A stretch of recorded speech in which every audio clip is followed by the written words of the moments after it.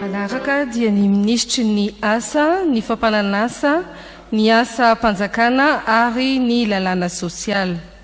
Andriamatoa Rivitina Richard Jean Bosco. Izy moa dia manana ny diplôme master 2 en droit privé.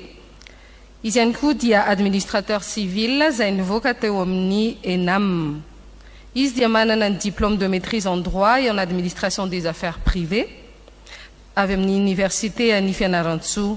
Izy ihany koa dia manana licence en droit privé. Membre titulaire teo alohan'ny haute cour de justice ny tenany ary solombavam-bahoaka ny Madagasikara voafiry tao amin'ny district ny Lalangina Fianarantsoa.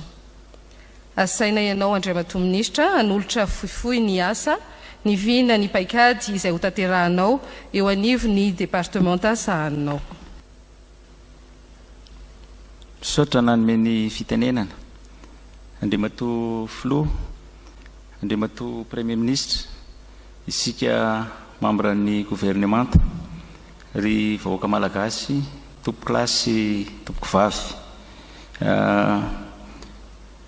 Mialatsiny ary mangataka-teny fohy Andriamatoa Floa ny hisaotra anao sy Andriamatoa Premier Ministre nanome fitokisana ary nanendry ny tenako hitantana ny ity ministera ity. Manaraka an'izany dia tsy ataoko lava ny resaka satria eo amin'ny 3 minitra ka hatrany amin'ny 10 minitra no omena mba hamela-pialarana ny tiana atao. Ny zavatra atao anefany dia tsy miala amin'ny plan d'émergence sy ny politika ankapobeny ny fanjakana. Voalohany amin'izany ao ny fijerevana ny fanavaozana ny lalàna izay misy eto amintsika. Hotratrarina amin'ny ity taona ity ny lalàna anankitelo ary anisan'ny hotratrarina amin'izany ny fanavaozana ny code du travail na lalàna momba ny asa izay ampidirina amin'ny session ny parlementaire amin'ny volana May ho avy izao. Manaraka an'izany ihany koa ny fanavaozana ny code de prévoyance sociale izay ampidirina amin'ny session na deuxième session ordinaire ny législatif any amin'ny volana octobre novembre. Ary fahatelo izay rahantsika midinika moa ny statut général des agents publics izay everina fitaina ihany koa amin'ny ity taona ity. Ny manaraka an'izay dia misy ny antsipiriany sy ara teknika ho anatin'ny ministera kanefa mivantana amin'ny vahoaka malagasy ny zavatra horesahana eto dia atao amin'ny azahoan'ny akamaroan'ny olona azy ny anaovana azy. Dia ny mifandraika amin'ny toromarika nomenao teo Andriamatoa Flo ny amin'ny hoe ny mikasika ny asa-panjakana dia hisy ny fandehanana eny fidinana eny amin'ny faritra ary eny ihany koa zany no ametrahantsika sy anentanantsika ny namana rehetra mba hanao ny fanjakana tsara tantana sy ny mangarahara. Ary eo ihany koa ny anaovana ny opération na ny fanafainganana ny reny taratasy-panjakana ny momba ny fonctionnaire reny ary anaovana ny guichet unique mba sisy fahatarano zany ny dossier ny fasa-panjakana. Fa eo ihany koa ny amin'izay fangararana zay anisan'ny nampimenimena nampitaraina ny olona ny resaka teny any concours na fifaninanana ny fanodina-panjakana.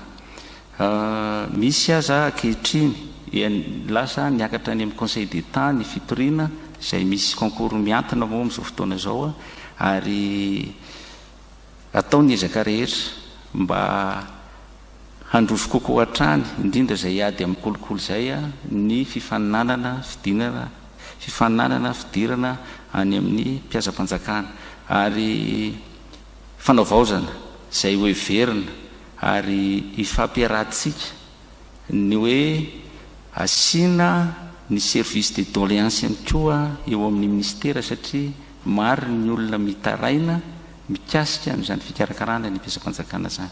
Tsy adiny koa anefany a ny eo amin'ny sehatra privé, satria atsika moa amin'izao fotoana zao a misy ny olana amin'ny fampiarana ny lalàna anankiray a mikasika ny karama ny mpiasa ny privé a, dia ny ministera ny asa sy ny fampananan'asa dia mieritreritra ary hiditra amin'ny hoe ahoana ny hahomby ny dinika bebe kokoa eo amin'ny fanjakana sy ny mpampiasa sy ny mpiasa mba ho azo ampiarina sy hahomby. Izany rehetra zany Andriamatoa Filoha, Andriamatoa Premier Ministra dia fanatanterahana ny vina izay napetraka ao ary eo ihany koa ho an'ny tombontsoa ny vahoaka malagasy.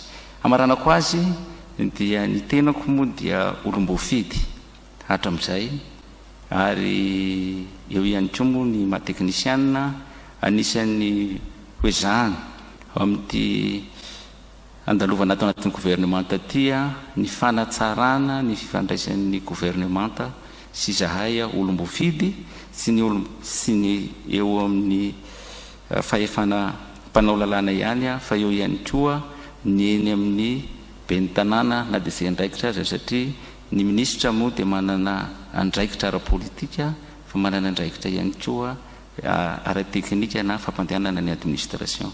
Misaotra toy. Bien, misaotra anao Monsieur le Ministre.